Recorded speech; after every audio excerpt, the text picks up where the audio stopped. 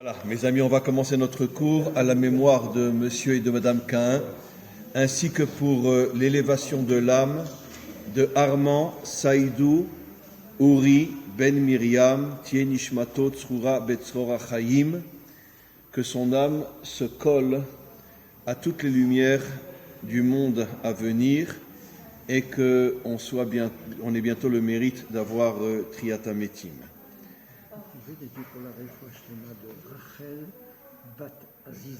Et aussi pour la guérison de Rachel Bat Aziza.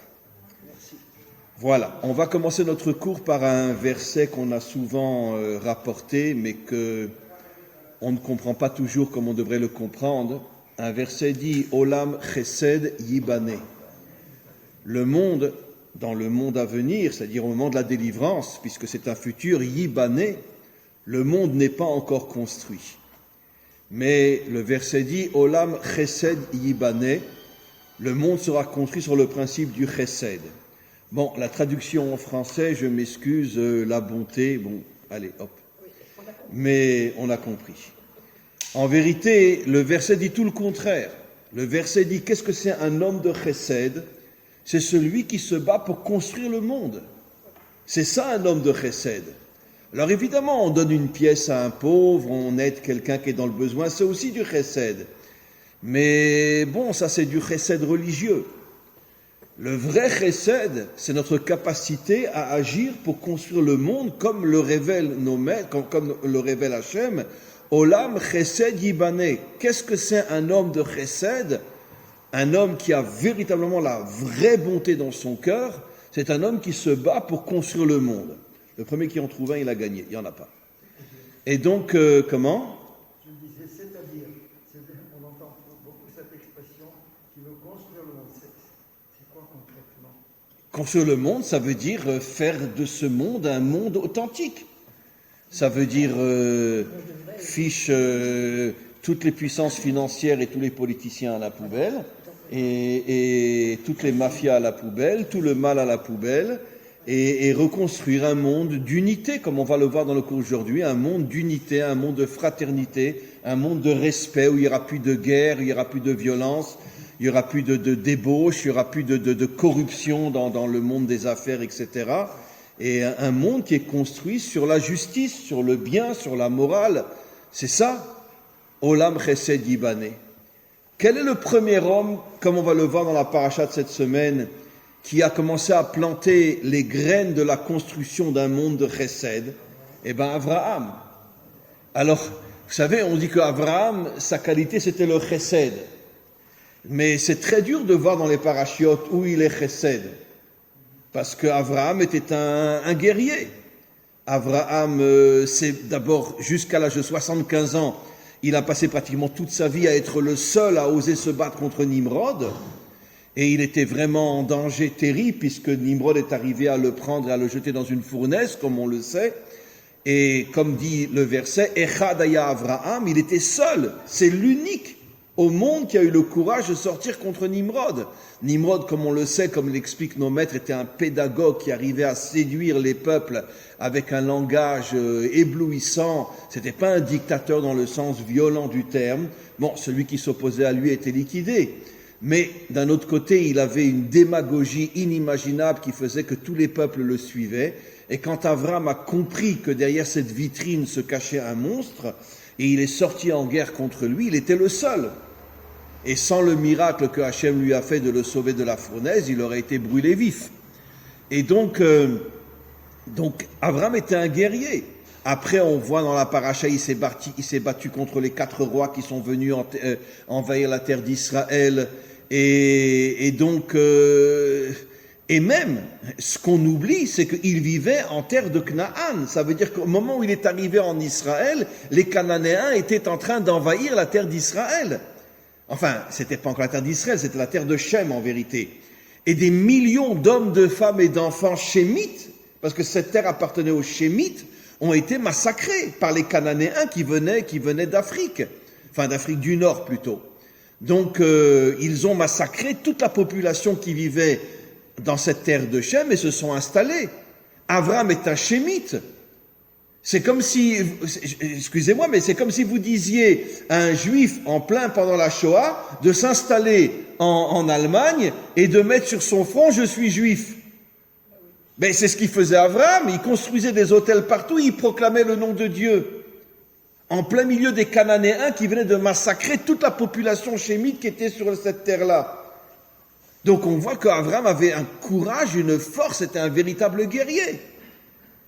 Et il était tellement convaincant dans son authenticité que même une partie des Cananéens le considéraient, on le voit dans la paracha, il l'appelait Ish Elohim, l'homme de Dieu.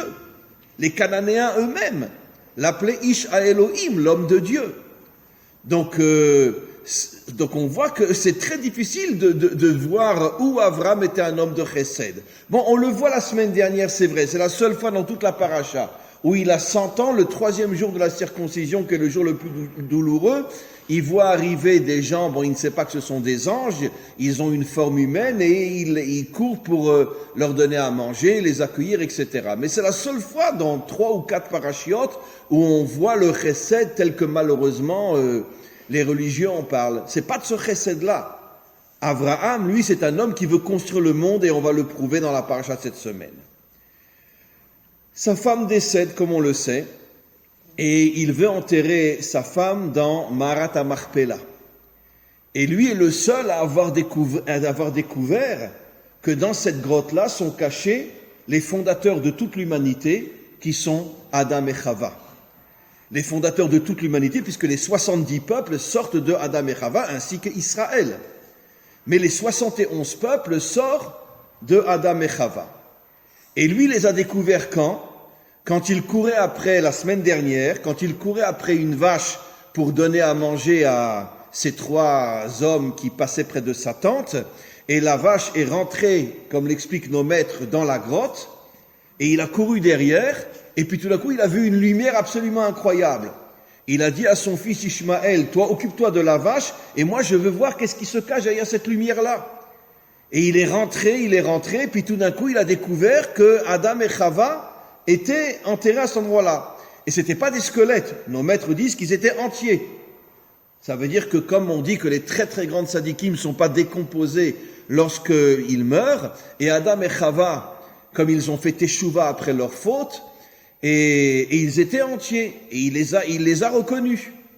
Et c'est pour ça qu'il a voulu, comme on le verra dans le cours d'aujourd'hui, il a voulu être enterré à ses côtés. Mais cette grotte appartenait à Ephron. Et lui ne savait pas que dans cette grotte étaient enterrés Adam et Chava. Et donc Abraham demande à Ephron, est-ce que je peux acheter cette grotte parce que je voudrais y enterrer mon épouse?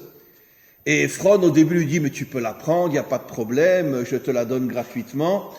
Et puis en vérité, Abraham ne veut pas, parce qu'Abraham veut être véritablement le propriétaire, et il veut pas un cadeau. Et donc, bon, finalement, ça termine avec une somme de 400 shekels, et il acquiert cette grotte-là.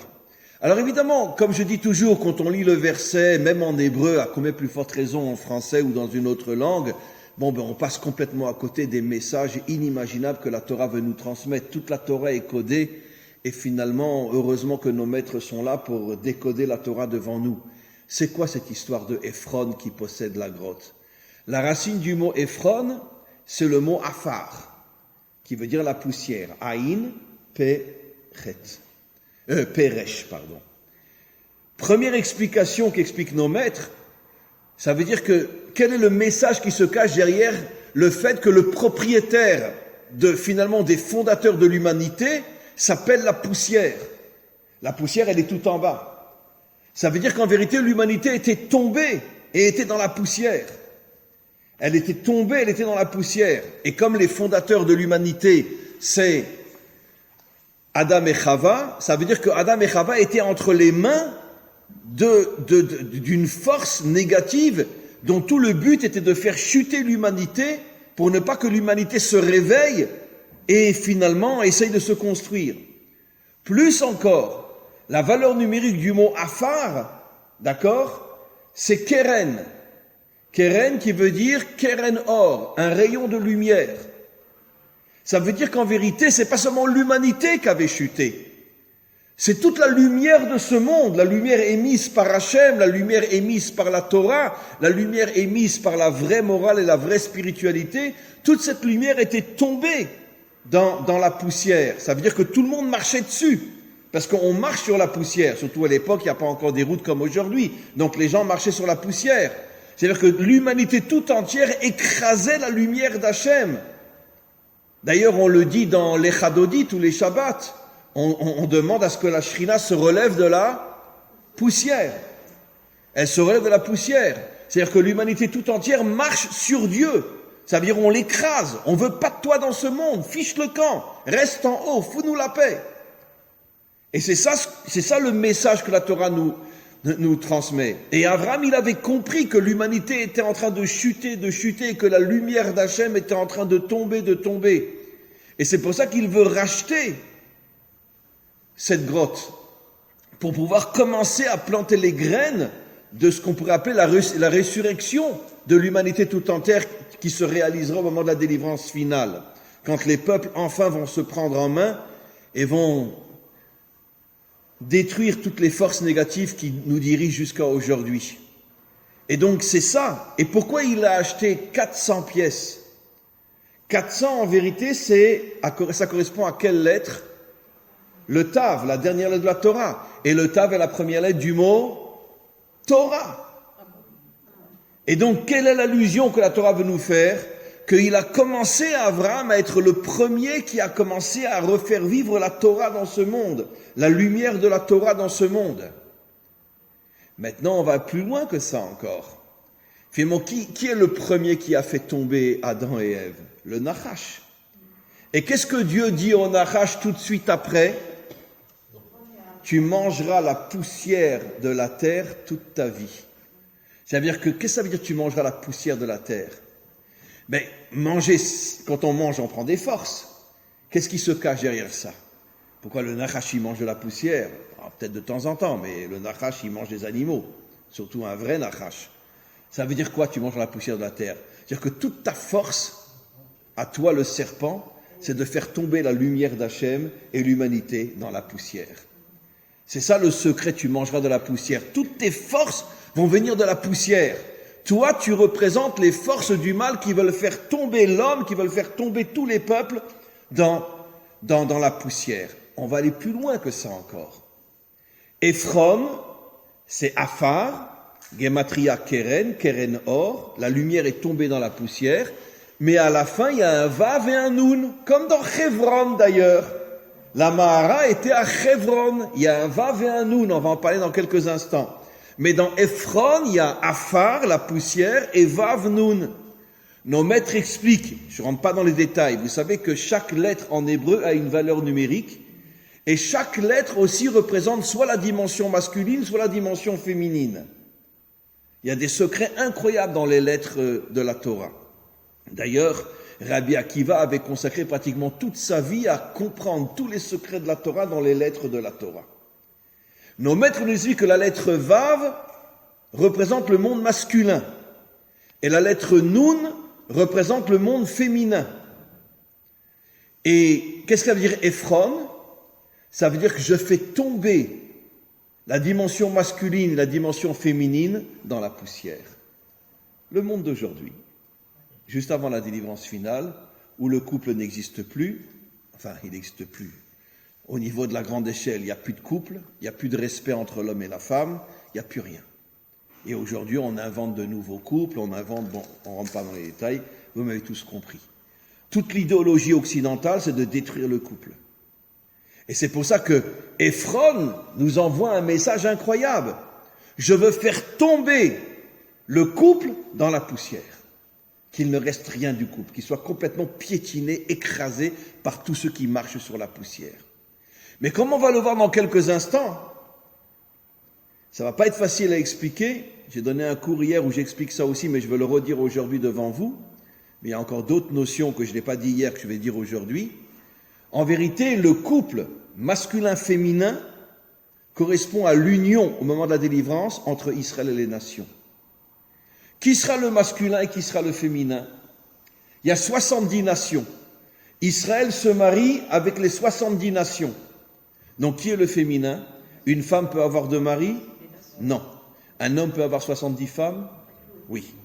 Bon, plus aujourd'hui au niveau de la halakha, mais là on parle au niveau spirituel, au niveau de la délivrance finale.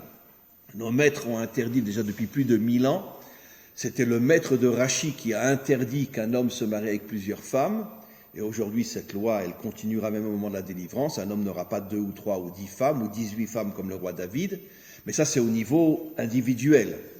Mais malgré tout, au moment de la délivrance finale, il y aura un mariage entre Israël et les nations. Or, si Israël se marie avec les 70 nations, c'est-à-dire que les 70 nations représentent la dimension féminine et Israël la dimension masculine. Je ne dis rien de plus pour l'instant, on continuera tout à l'heure, je vais révéler des choses absolument incroyables sur le rôle des nations pour la délivrance finale. Donc les nations, c'est le Noun, la dimension féminine, et le Vav, c'est la dimension masculine. Le Zohar explique, je vais aller très très vite, mais on est des gens propres, je n'ai pas honte de le dire, pourquoi la dimension masculine est représentée par le Vav, on comprend. Pourquoi le Noun, qui est une lettre ronde, c'est la dimension féminine. Mais d'un autre côté, regardez, nos maîtres nous disent que la délivrance viendra grâce au dévoilement des 50 portes de la délivrance. Chamishim Sha'arei Bina, les 50 portes qui sont les 50 lumières de la Bina, la délivrance viendra grâce au dévoilement de la Bina qui est une sphira qui est complètement au-dessus de ce monde. Et cette sphira est composée de 50 portes qui sont 50 lumières qui vont se dévoiler dans le monde, qui vont rentrer dans le Mashiach, et avec ces 50 forces, il pourra libérer le monde. Il ne sera pas seul, il sera accompagné de millions d'hommes et de femmes des nations tout entières et d'Israël, mais en tous les cas, c'est le Mashiach qui va recevoir ces 50 forces. C'est intéressant, hein? Je dis encore rien. Mais si on vient de dire que les nations représentent le chiffre Noun, ça veut dire que quoi? Que ça veut dire qu'il y aura encore plus d'hommes et de femmes des nations qui seront à côté du Mashiach, plus encore qu'Israël. C'est normal. Combien qu'on est de millions, nous? Allez, comment? Oui, 15 c'est sur le papier, mais on n'est pas 15 millions. On n'est pas 14 millions. De vrais juifs, je ne sais pas si on est... Bon, bref, je dirais rien. Mais bon, comment? Voilà. Et c'est pour ça que nos prophètes parlent de Shérit Israël. Je l'ai déjà dit 1000 fois. Pourquoi ils disent le restant d'Israël? Pourquoi le restant? Tous les juifs sont juifs. Pourquoi le restant d'Israël? Pour nous faire comprendre que même dans l'apparence de tous les juifs, en vérité, le vrai noyau qui a gardé son identité et qui est prêt à se battre pour la délivrance finale, c'est une minorité. Et c'est pour ça que nos prophètes les appellent Shérit Israël, le restant d'Israël. En tous les cas, bon, on continue. On voit donc que, puisque le Noun représente les 70 nations, et que nos maîtres nous expliquent depuis des millénaires que grâce aux 50 portes de la délivrance sera possible, et si le chiffre 50 représente les nations, ça veut dire que les nations vont avoir un rôle inimaginable dans la délivrance finale.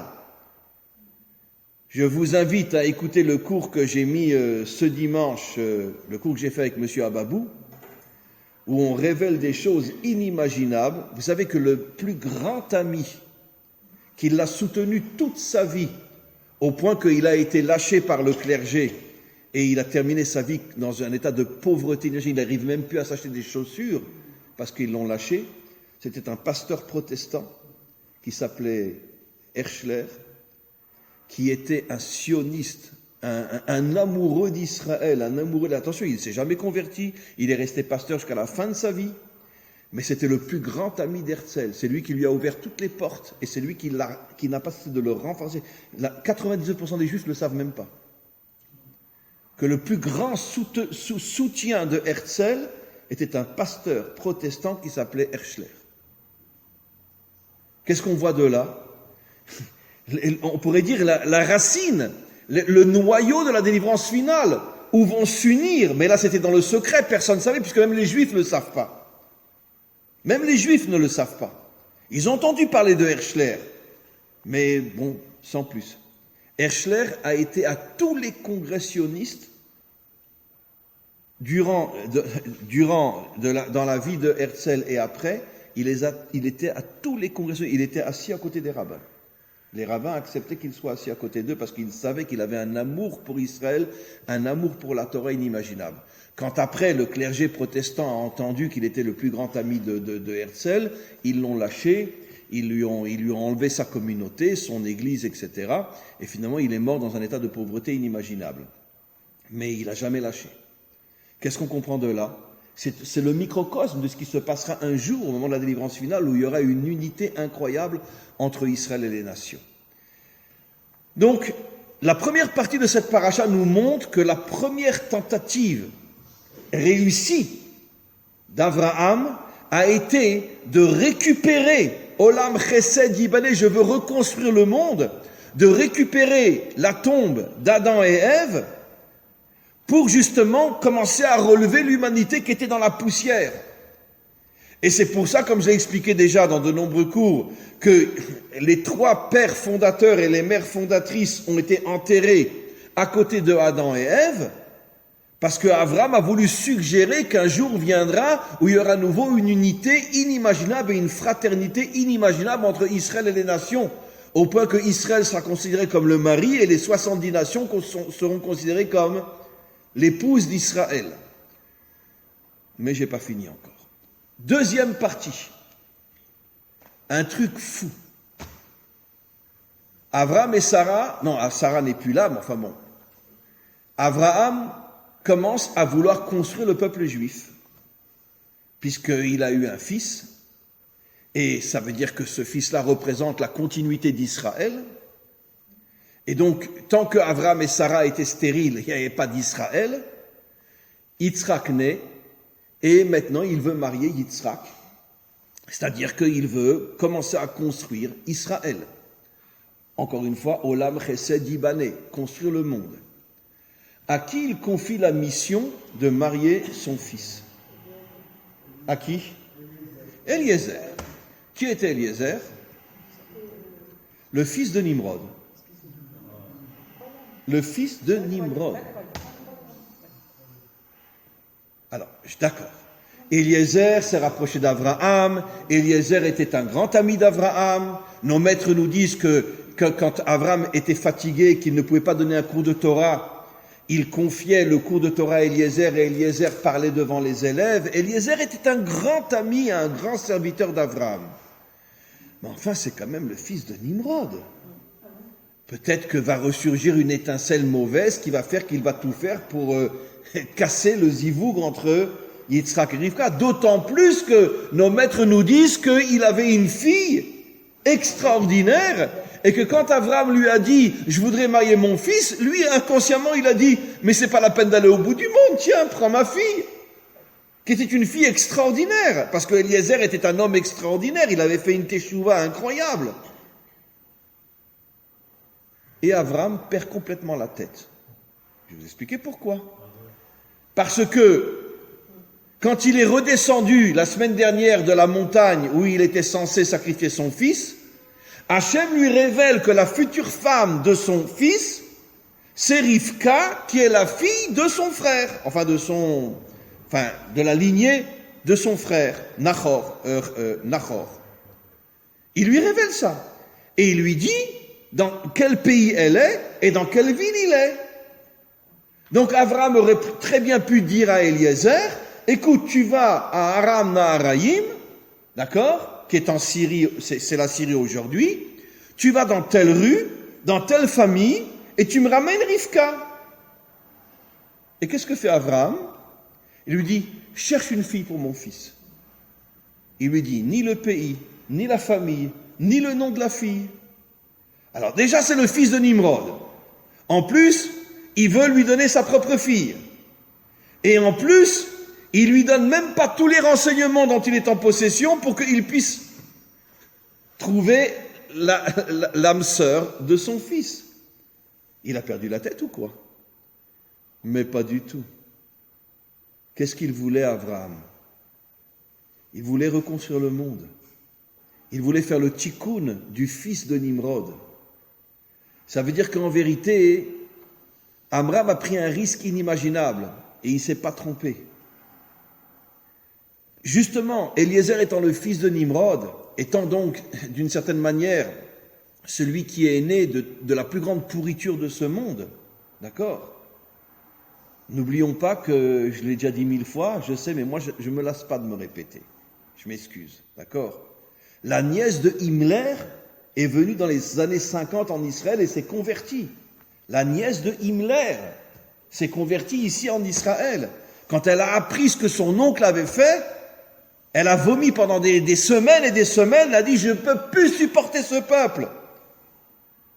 Je vais demander pardon à Israël. La nièce de Himmler est venue et s'est convertie en Israël. Et combien de fils et de filles de nazis sont venus dans les années 50 en Israël pour se convertir et ont fondé des familles inimaginables ici, quand ils ont appris ce que leurs parents avaient fait. L'endroit où ils se sont pratiquement tous installés, c'est à Migdal. Yishuv Migdal, à côté de Tibériade. Des dizaines de familles sont arrivées, tous des fils de nazis, etc. Et comme j'ai souvent expliqué, il y en a un qui est très célèbre, je ne sais plus s'il vit encore aujourd'hui, mais un très célèbre qui était Rav à Beit Vegan, ici à Jérusalem, dont le père était l'officier en chef des nazis qu'on appelait tête de mort. C'est-à-dire quand il rentrait dans un ghetto, il rassemblait tout le monde et il tirait dessus. Il leur faisait creuser des trous et il tirait dessus. Et son fils était jeune pendant la guerre, il ne savait pas ce que son père faisait. Et quand il a grandi, qu'il a appris, en une seconde, sans dire au revoir à ses parents, il a pris ses valises, il est parti. Il est parti à Montréal. À Montréal, il a fait des études de médecine. Il a rencontré là-bas des Juifs et il a décidé de se convertir. Il est venu en Israël pour se convertir et il est devenu à la fois et un grand médecin et un grand rave ici. Et à chaque fois, Yom HaShoah, il racontait à la radio son histoire. Le fils des têtes de mort, de l'officier des têtes de mort qui s'est converti. Eh bien, c'est exactement ce que la Torah nous révèle au sujet du fils de Nimrod. Mais comment? Non, à cette époque-là, on ne se convertissait pas vraiment, mais disons, il est revenu au Dieu un. On a commencé les conversions à partir du don de la Torah. Mais il revenait au Dieu un. Il n'était plus idolâtre. Et il s'est accroché, il s'est collé à Abraham. Mais c'est quand même le fils de Nimrod. Quelle était l'intention d'Abraham, de lui donner aucun renseignement?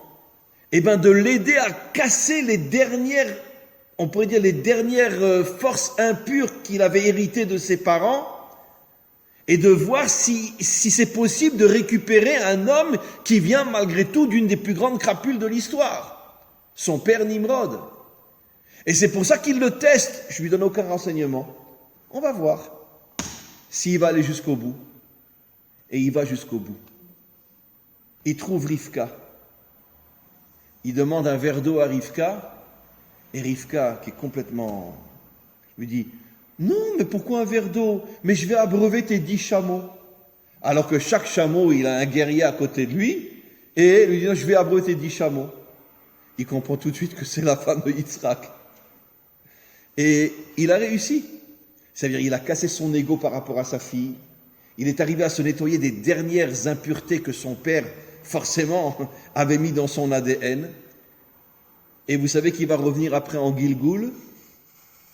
Et il va devenir l'un des plus grands maîtres de notre histoire, qui était entre autres le maître de Rabbi Akiva, qui portera le même nom, Rabbi Eliezer Urkinos, qui était le maître de Rabbi Akiva. Il va revenir en Gilgoul et va devenir l'un des plus grands maîtres de notre histoire, le fils de Nimrod. Qui a fait le tikkun? Qui commence Olam Chesed Yibane? Qui commence à faire le tikkun de l'humanité? Abraham. Et c'est pour ça qu'il l'a mis dans cette épreuve incroyable. Il lui donne rien. En étant prêt peut-être même à ne pas trouver l'âme sœur de son fils. Mais il a dit, mon travail à moi, si je suis un homme de chesed, c'est de reconstruire l'humanité, de commencer à planter les graines de l'humanité. Et c'est pour ça qu'il demande à Hachem de l'aider. Et finalement, il va s'apercevoir, c'est à pleurer, que le fils de Nimrod devient l'un des plus grands hommes de toute l'histoire humaine, au point de devenir le maître de Rabbi Akiva dans un prochain Gilgoul. Et c'est lui qui donne toute sa vie pour trouver l'âme sœur de Yitzhak. Et il la ramène. Et il la donne à Yitzhak. Qu'est-ce qu'on comprend de là? On comprend de là que, comme je l'ai toujours dit, dans le mal se cachent toujours des lumières de bien. Et il faut être capable de les trouver, ces lumières de bien. Qu'est-ce que nos maîtres nous disent? Je l'ai déjà dit 1000 fois, mais excusez-moi, on ne peut pas ne pas se répéter pour des notions aussi importantes que ça. Des descendants de Haman se sont convertis et ont enseigné la Torah à Bnei Brak. Bnei Brak existait déjà il y a 2000 ans. Des descendants de Haman se sont convertis et ont enseigné la Torah à Bnei Brak. C'est dans le Talmud. Des descendants de Haman, ça veut dire d'Hitler. Je n'ai aucun doute, d'accord, que si Hitler avait eu des enfants, peut-être qu'un d'entre eux se serait converti, aurait tout lâché et serait venu rejoindre Israël.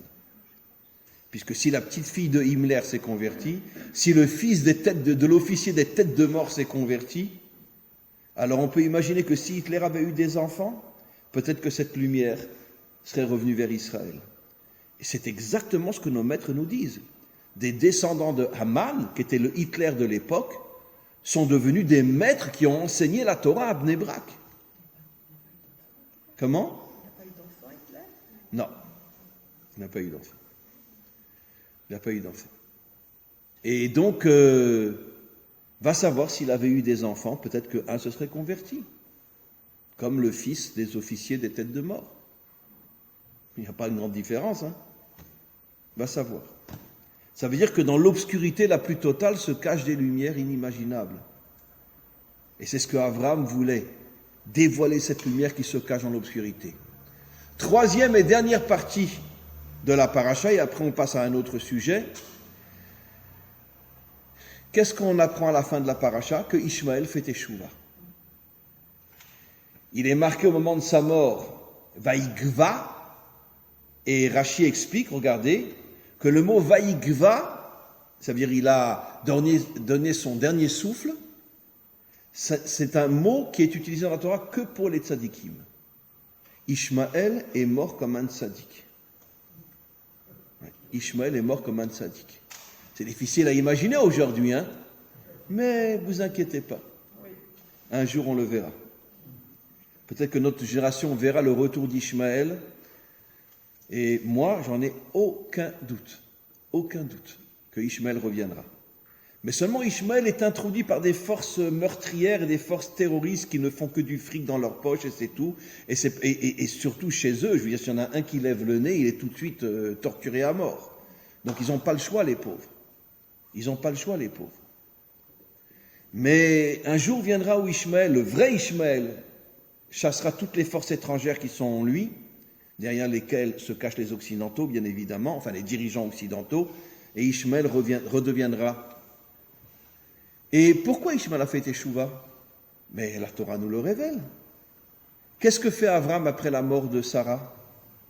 Il récupère Agar, qui maintenant s'appelle Ketora. Ketora, ça veut dire, traduit en français, la merveille des merveilles. Nos maîtres nous disent, c'est Rashi, regardez dans Rashi, que pendant des années où elle était loin d'Abraham, elle n'a jamais accepté aucun homme. Elle savait qu'un jour Abraham la reprendrait. Et Abraham lui donne le nom de Ketora, ça veut dire l'offrande la plus extraordinaire qu'on faisait au temple. Ketora qui veut dire, l'encens en français, mais c'est pas de l'encens, c'est, voilà. Maintenant, je vais vous révéler quelque chose. Dans la Ketora, il y a 11, comment on dit, 11 ingrédients, des parfums. Mais il y en a un qui, si on l'allume tout seul, il pue comme c'est pas possible. C'est dans le Talmud ce que je dis. Mais quand tu le mélanges aux 10 autres, c'est lui qui est transformé et qui va sentir la plus bonne odeur. Qu'est-ce qu'on comprend de là? Mais c'est merveilleux. Mais notre Torah, elle est... Quand on commence à comprendre ce qui se cache derrière les versets, on dit mais c'est pas possible, mais d'où elle sort cette Torah? Ça veut dire que l'encens,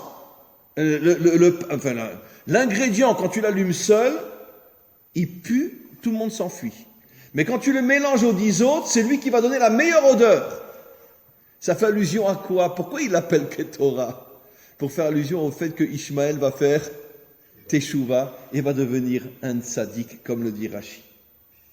La preuve, c'est qu'au moment de la mort d'Abraham, il dit à Yitzhak, qui a quand même 13 ans de moins de lui, passe devant moi. J'accepte que tu sois le vrai fils d'Abraham. Et il le laisse passer devant lui. C'est extraordinaire. Et donc, on voit que Ishmaël fera Teshuvah. Bekitsour, qu'est-ce qu'on voit dans toute cette paracha? Que tout le travail d'Abraham, c'est de faire Teshuvah à toutes les parties de l'humanité qui sont contre Israël. Nimrod, par l'intérieur de son fils. D'abord,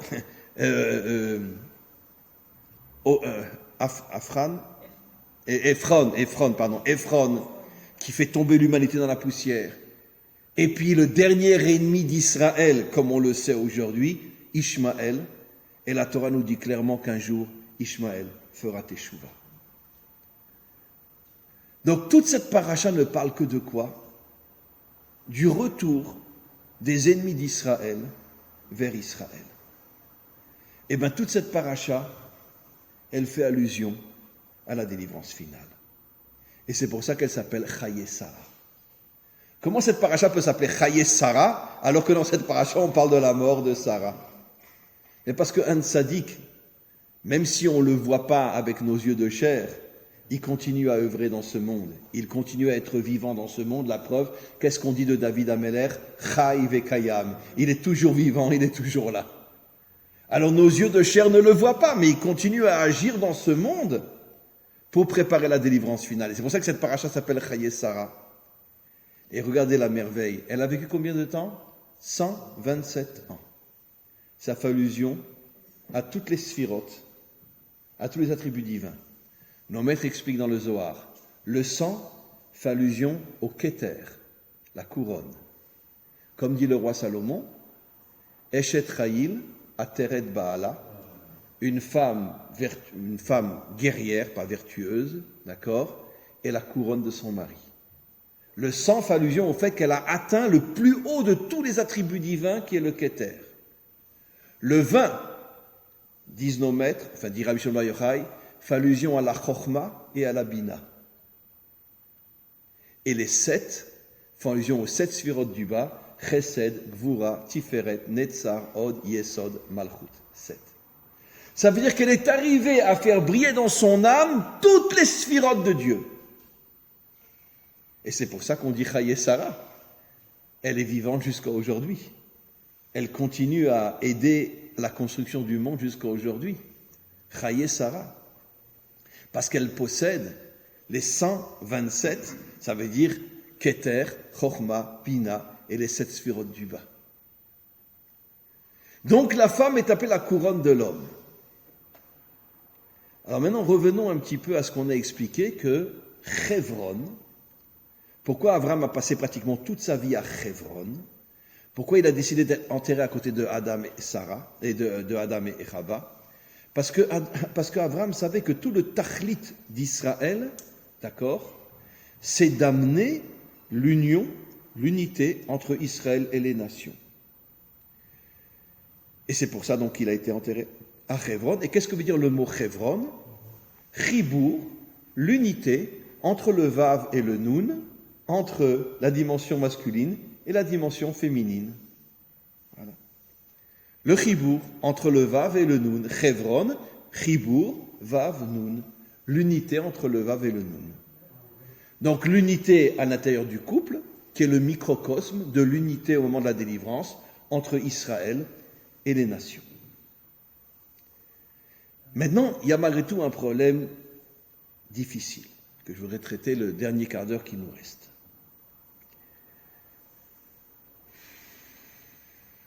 Qui est le plus important, l'homme ou la femme? Alors bien sûr, nous les mecs, on va dire c'est l'homme, bien sûr. Mais nos maîtres ne disent pas ça. Nos maîtres nous disent, qu'est-ce qui est le plus important dans un couple? La femme. Je vais le prouver, bien sûr. Les hommes ont beaucoup de mal à le reconnaître.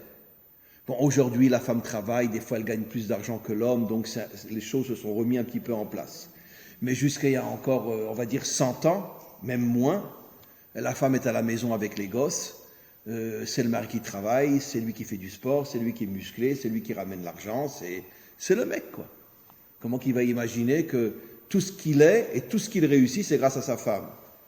Eh bien, nos maîtres ont eu le courage de le dire il y a plus de 2000 ans. Et à cette époque, je veux dire, les hommes, ils étaient très machos quand même. Hein. Mais regardez ce que nos maîtres disent dans le Talmud. En abracha metsuya betor beito shel adam ela bezchut ishto. Toute la réussite de l'homme vient de sa femme. Ben, et c'est moi qui travaille, et ma réussite vient d'elle? Ben ouais, elle vient d'elle. Parce que c'est elle qui t'envoie des énergies cachées qui te font réussir.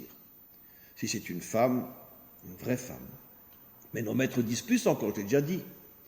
La femme s'appelle dans le Talmud Meor Einav Shel Adam, la lumière des yeux de l'homme. Ça veut dire qu'un homme qui n'est pas marié, il est aveugle. Il voit rien. Il vit dans un trou noir. Elle est la lumière de ses yeux. C'est elle qui lui ouvre les yeux. Mais plus encore, elle est appelée aussi la couronne de son mari.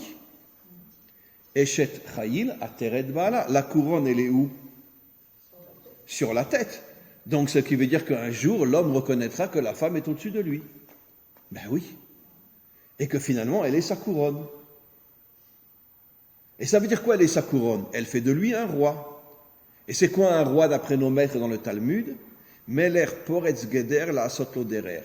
Un roi, c'est celui qui défonce tous les obstacles pour se frayer un chemin. Mais qui lui donne la capacité d'être un homme qui n'a peur de rien et qui fait tomber tous les obstacles pour se frayer un chemin? La couronne, sa femme. Et pour conclure, qu'est-ce que disent nos maîtres?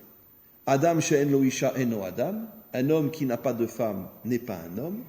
Mais par contre, c'est marqué nulle part dans le Talmud. Isha she'en la Adam, ena isha. C'est marqué nulle part. Je dis pas qu'une femme ne doit pas se marier. Mais quand je parle de ceux qui ne sont pas mariés, je parle de quelqu'un qui ne se serait jamais marié. Si quelqu'un s'est marié, malheureusement a divorcé ou est veuf, etc., il a été marié. Je ne parle pas de ça. Mais je parle de quelqu'un qui n'aurait été jamais marié. Sur la femme, il n'est pas dit qu'une femme qui ne s'est pas mariée n'est pas une femme. Mais sur l'homme, il est dit qu'un homme qui n'est pas marié n'est pas un homme. Ça veut dire que finalement, l'homme a plus besoin de la femme que la femme a besoin de l'homme. Toutes les preuves que j'ai ramenées. Alors là, on est dans un sacré problème, les gars. Puisque si les 70 nations jouent le rôle de la femme et nous, on joue le rôle de l'homme,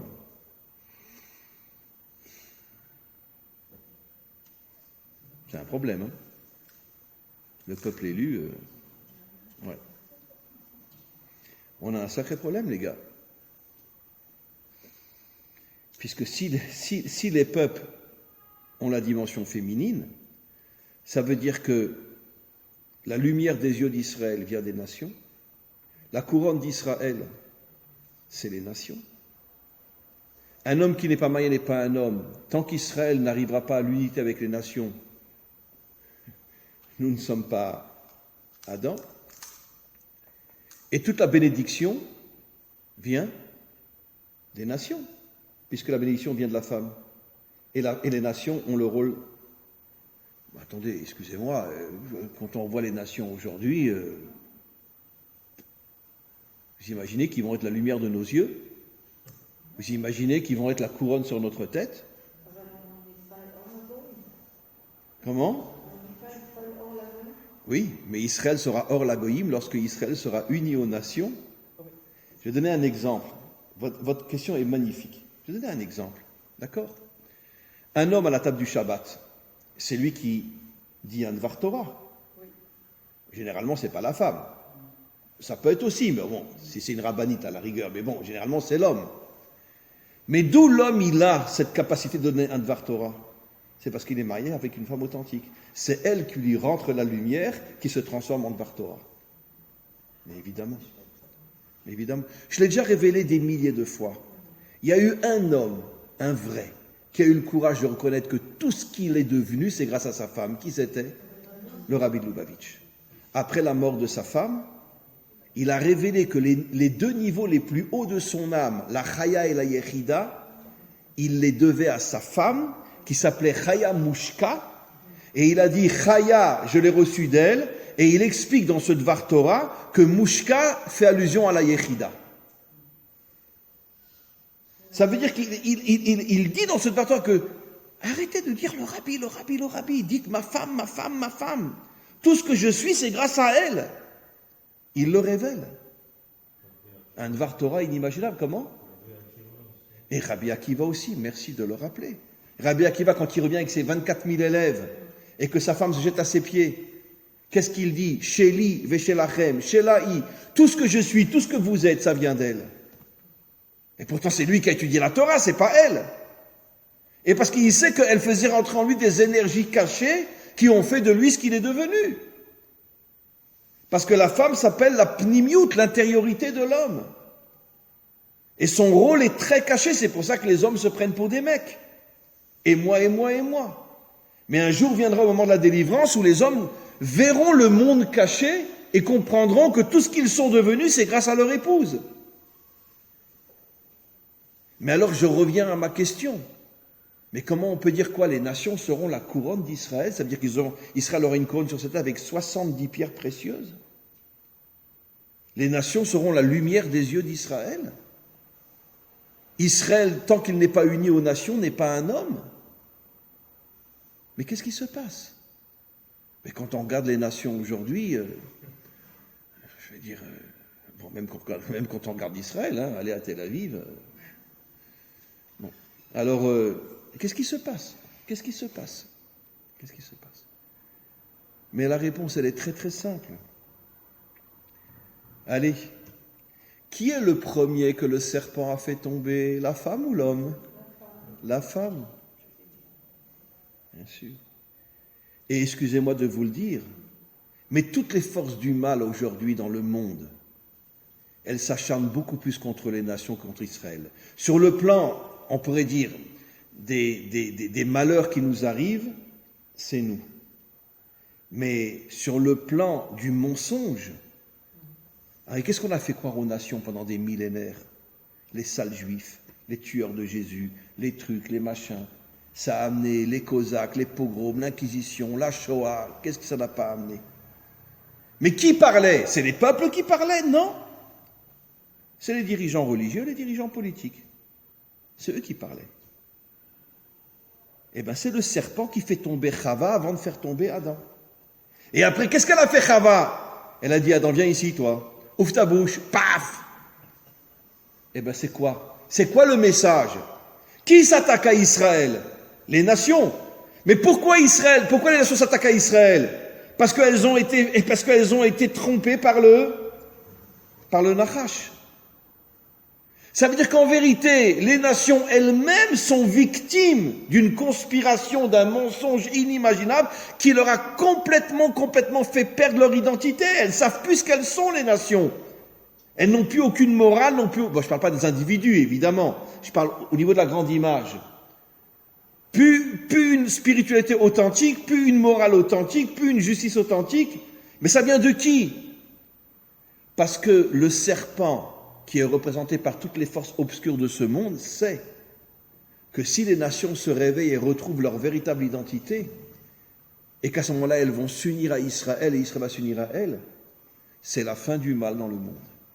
Et c'est pour ça que les dirigeants font tout pour écraser les nations. Et les nations ne se rendent même pas compte à quel point elles sont écrasées.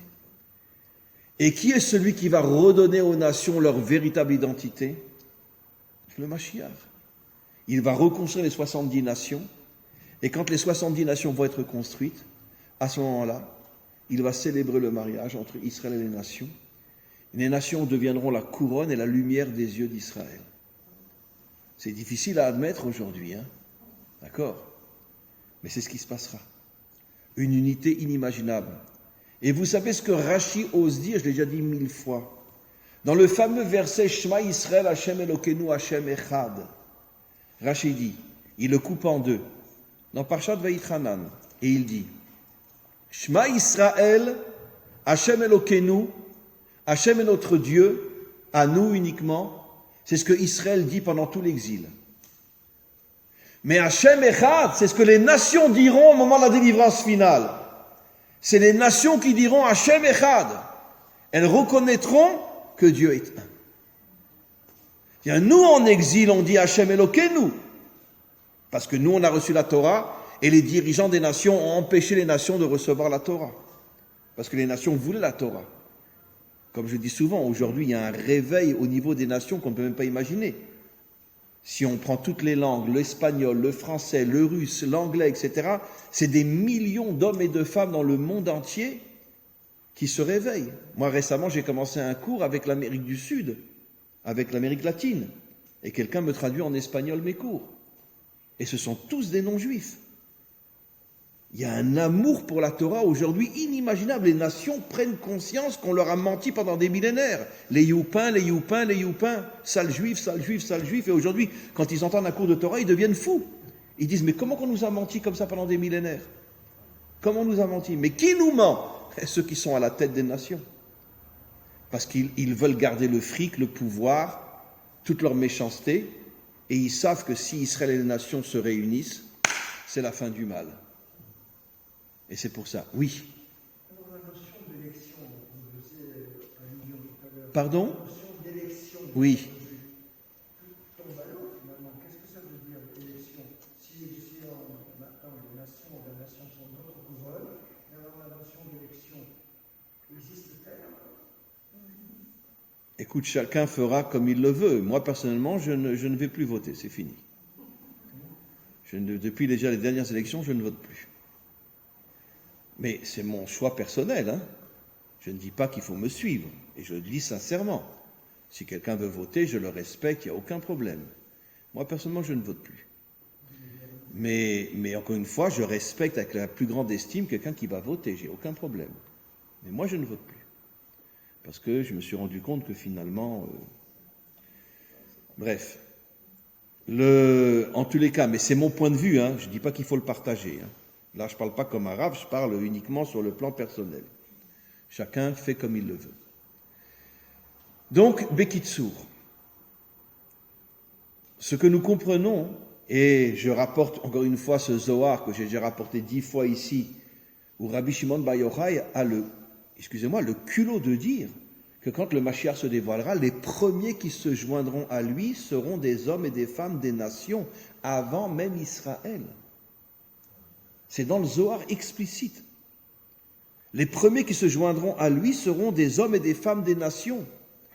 Pourquoi? Mais moi je comprends pourquoi. Parce que on a beaucoup plus menti aux nations qu'on a menti à Israël. Parce que bon, Israël malgré tout a la Torah. Mais les nations qui n'ont pas la Torah, c'est beaucoup plus facile de leur mentir et de leur faire croire des choses absolument inimaginables. Et quand les nations vont se réveiller et qu'elles vont comprendre, et elles commencent à comprendre ce mensonge incroyable dans lequel elles sont tombées, et ce sont les premiers qui vont se coller au Mashiach pour dire, allez, il faut sauver le monde, il faut réparer le monde. Olam Chesed Yibaneh. Et Israël comprendra, comme je l'ai souvent expliqué, que l'un des plus grands mensonges que même les Juifs continuent à perpétuer jusqu'à aujourd'hui, c'est cette traduction grecque mensongère. Ils ont traduit Amanifra par le peuple élu. C'est marqué nulle part qu'on est le peuple élu. Nifrar ne veut pas dire élu, veut dire choisi. Quelle est la différence entre élu et choisi? Si je suis élu, je suis le meilleur. Si je suis choisi, j'ai un fils qui est médecin, il a choisi d'être médecin. J'ai un fils qui est avocat, il a choisi d'être avocat. Est-ce que ça veut dire que l'avocat est meilleur que le médecin ou le médecin est meilleur que l'avocat? Chacun a choisi son chemin. Choisir ne veut pas dire être au-dessus. Et pourquoi les Grecs, ils ont traduit Amanifra par le peuple élu? Pour nous causer du tort. Pour faire passer aux yeux des nations, regardez ce sale peuple qui se croit pour le plus grand de tous les peuples. Mais le grand malheur, c'est qu'ils avaient, la grande majorité des Juifs, même des rabbins, lorsqu'ils parlent, ils disent on est le peuple élu. Alors que c'est marqué nulle part dans la Torah. Nulle part dans la Torah. On est un peuple choisi. Et notre mission, c'est d'amener l'unité dans le monde. C'est notre mission. Mais les nations aussi, elles ont leur propre mission qu'elles n'ont même pas commencé à réaliser parce qu'on leur ment depuis des millénaires. Mais le jour où les nations vont se réveiller, à ce moment-là, il y aura un couple inimaginable, une association inimaginable entre Israël et les nations, et il y aura un monde extraordinaire qui va être construit. Maintenant, je vais terminer par une autre remarque. Vous savez que chez nous, dans notre peuple, qui c'est qui accomplit tous les commandements, l'homme ou la femme? L'homme. L'homme. La femme n'est pas obligée d'accomplir tous les commandements. Elle n'est pas obligée, par exemple, de manger dans une souka. Elle n'est pas obligée. Pas obligée. Et il y a un exemple que j'ai déjà donné, mais que je reprends parce que ça va nous permettre de comprendre au niveau des nations. Nos maîtres disent, l'homme se circoncit à l'âge de 8 jours. Et dans le Talmud, c'est marqué explicitement que pourquoi la femme n'a pas été créée de manière à pouvoir se circoncire, parce qu'elle porte la circoncision dans son âme depuis le jour de sa naissance. Elle n'a pas besoin de se circoncire, elle est circoncis déjà. Or, c'est quoi la circoncision? C'est l'alliance entre l'homme et Hachem. Ce qui veut dire que l'homme a besoin de faire un acte pour créer cette alliance. Mais la femme n'a pas besoin de faire cet acte-là. Elle naît dès le départ avec cette alliance en elle.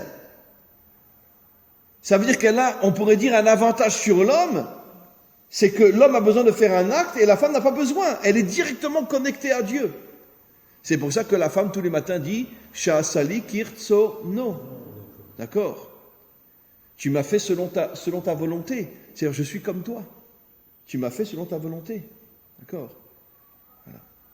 Et vous savez, tous les matins, l'homme, il dit « Shelo asani isha » il m'a pas fait femme. Alors, tous les imbéciles croient que ça veut dire quoi, tu m'as pas fait femme? T'as pas le mérite d'être une femme. C'est ça que ça veut dire. T'as pas le mérite d'être une femme. C'est ça ce que ça veut dire. La vraie traduction. T'as pas le mérite d'être une femme. Tu n'es qu'un homme. T'as pas le mérite d'être une femme. Tu n'es qu'un homme. C'est ça ce que ça veut dire. Et ça, c'est la vraie traduction. Mais maintenant, depuis des millénaires, Shelo Asadisha. D'accord? Et puis les hommes se disent, ah, nous, on accomplit tous les commandements, les femmes pas. Alors, c'est-à-dire qu'on est mieux que les hommes, mieux que les femmes. Eh bien non. Parce que tous les commandements que les femmes n'appliquent pas, c'est parce qu'elles le portent en elles. Une femme n'a pas besoin de manger dans la souka si elle ne le veut pas. Parce qu'elle porte la souka en elle. C'est quoi la souka? C'est la émouna. Et la femme a beaucoup plus d'émouna que l'homme. Beaucoup, beaucoup plus d'émouna que l'homme. Encore une fois, je parle de la femme construite, de la femme telle qu'elle redeviendra une femme authentique. Mais la femme authentique a beaucoup plus d'émouna que l'homme. Donc elle n'a pas besoin de manger dans la souka, puisqu'elle porte la émouna en elle. Et bien c'est la raison aussi pour laquelle les nations, même au moment de la délivrance, auront beaucoup moins de commandements qu'Israël. Ouais, là je sais que j'ai quelque chose de très très dur, mais c'est pas grave. Parce que le jour où les nations retrouveront leur véritable identité, eh bien on se rendra compte qu'elles portent en elles des tas de choses qu'Israël est obligé de faire pour l'acquérir, et les nations le portent en elles. Encore une fois, ne regardez pas les nations telles qu'elles sont aujourd'hui, parce que c'est introuvable ce que je dis. Introuvable, même inacceptable. Mais au moment de la délivrance, il va y avoir une mutation, exactement comme ce parfum qui pue quand on l'allume seul, qui devient le parfum le plus extraordinaire quand on le mélange aux autres. Il va y avoir une teshuva, une reconstruction du monde inimaginable. On va être comme ça. Quand on va voir ce que les nations vont redevenir au moment de la délivrance finale, on se dira, mais c'est pas possible. Et je terminerai juste par une phrase, puisque c'est fini. N'oublions jamais que la matrice, la mère, la source du roi David et du Mashiach sort du peuple le plus pourri de la terre, le peuple de Moab, qui lui-même a été créé avec un adultère entre un père et ses filles. Et c'est pourtant de ce peuple-là que sort celle qui est la source de David et du Mashiach. Donc ça veut dire que la Torah nous envoie plein d'allusions comme quoi ne jugez pas d'après vos yeux, vous ne savez pas ce qui va se passer au moment de la délivrance. On va avoir une transformation inimaginable. Et il y aura un couple inimaginable entre Israël et les nations. D'accord. Bon, Israël sera le mec, c'est vrai, bon, c'est nous. Mais malgré tout, les 70 nations seront nos épouses et ensemble, Be'ezrat Hashem, on reconstruira l'humanité. Amen. Vechen Yiratzon.